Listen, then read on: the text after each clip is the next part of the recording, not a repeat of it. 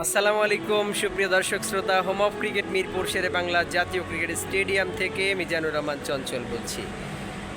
কিছুক্ষণ আগে home of ক্রিকেটের আকাশে অনেক মেঘ ছিল, এই মুহূর্তেও মেঘ আছে, তবে এখনো পর্যন্ত বৃষ্টির বাধায় খেলা কোনো ধরনের বাধাপ্রাপ্ত হয়নি।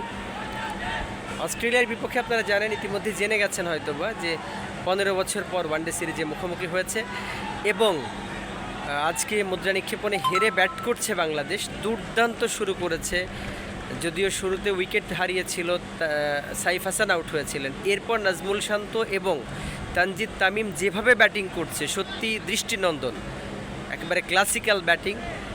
অস্ট্রেলিয়ার বোলারদেরকে একেবারে পাত্তাই দেয়নি দুজন ব্যাটার। আমরা আশা করছি অস্ট্রেলিয়ার বিপক্ষে বড় একটি সংগ্রহ দাঁড় করাতে পারলে বাংলাদেশের যে ভারসাম্যপূর্ণ বোলিং অ্যাটাক, 3 জন পেসার রয়েছেন এবং মুসাদ্দেক সৈকতের অন্তর্ভুক্তিতে 3 জন স্পিনারও রয়েছে বাংলাদেশ, এই অস্ট্রেলিয়াকে অবশ্যই চাপে রাখা সম্ভবপর হবে বলে আমরা আশা করি।